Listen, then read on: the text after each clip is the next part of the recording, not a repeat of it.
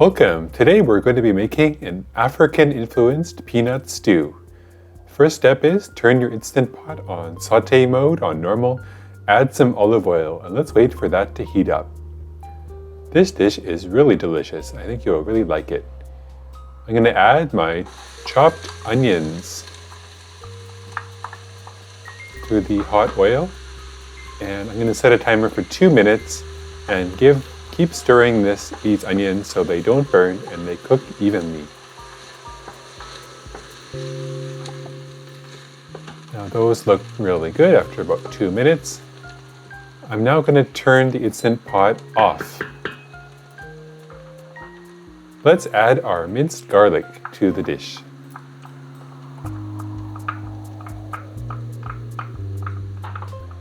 Now I'll add my grated ginger. I'll give that a stir. The pot is still hot, so this will cook in the Instant Pot.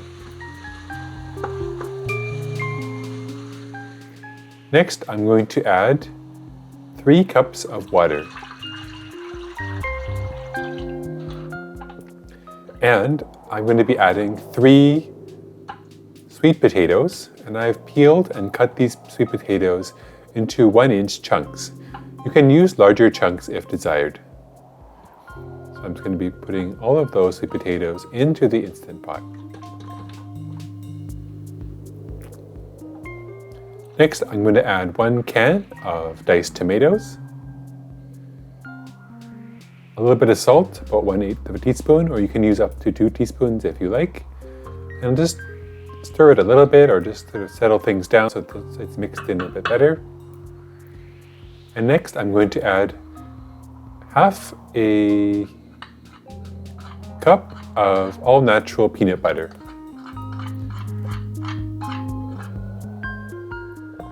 And on top of the peanut butter, I'll be putting 1 cup of uncooked quinoa, which I've previously rinsed. I'm just going to carefully put this right on top of the peanut butter. The trick for this dish is you do not want to stir everything in, because if the starchy quinoa touches the bottom of the Instant Pot, it could get a burn message. So the trick is you just want to gently stab the top of the quinoa to make sure that it is submerged in the liquid, but you don't want to fully stir the pot because that could result in a burn message. The Instant Pot's great at working with layering in your food.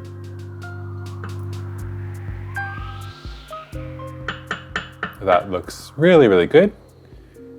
Use a cloth to wipe the top of the Instant Pot.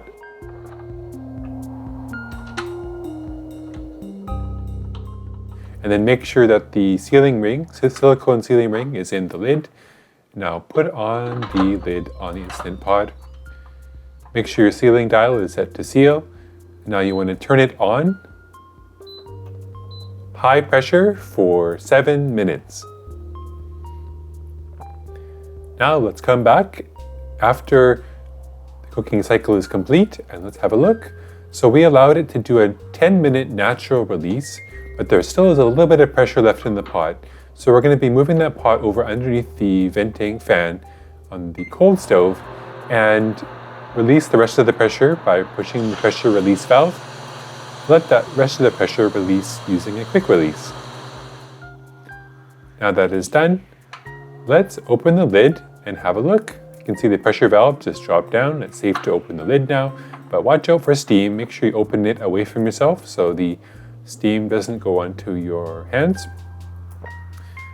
Let's take off the lid and see what it looks like inside. This is a very colorful dish. It is a super great combination of flavors. I remember having African peanut stew when I visited a local Vancouver chef's restaurant, Chef Victor Bongo. Next I'm going to be adding some frozen chopped spinach. I bought these little spinach nuggets that are frozen. These spinach nuggets will defrost right in the hot Instant Pot, so I'll dump those in. And next I'll give it a bit of a stir. Stir everything up. Tonight we actually served this dish to our 3-year-old son, and he really liked it. He just kept spooning more and more into his mouth, so it is definitely kid approved if your kid likes the different ingredients in this recipe. Giving this a nice stir, you can see all those different ingredients are now combining. The peanut butter in combination with the ginger and garlic really makes a unique flavor, and I really kind of like the sweetness that the sweet potato gives as well.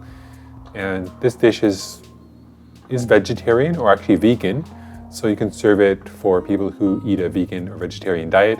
But I really don't miss the meat. It is very lovely to eat with other dishes as well. Give it a stir, and I'm going to put that lid on askew and let the flavors combine for a few minutes. Now it's time for the taste test. Take a spoon of that and put it into my plate. It looks amazing. So good. This is one of my favorite recipes in the Instant Pot. This recipe is thanks to Megan Gilmore, a cookbook author who I really enjoy her cookbooks. So shout out to Megan for this really wonderful recipe. As you can see in this video, I was really enjoying trying out this taste test of this dish, and the next day I polished off a huge amount of it for my family dinner. That's amazing. Really good flavors, really rich. It's perfect. This video was filmed in 180 VR in 3D, so if you have a virtual reality headset, you can put it on and watch this video in 3D in virtual reality to get the full cooking experience. Hope you enjoyed this recipe, and please let me know if you tried it at home and did it taste good for you. Please subscribe to my channel, geoffmobile.com. Don't forget to comment below the video and like the video as well. See you next time and have a great day. Bye for now.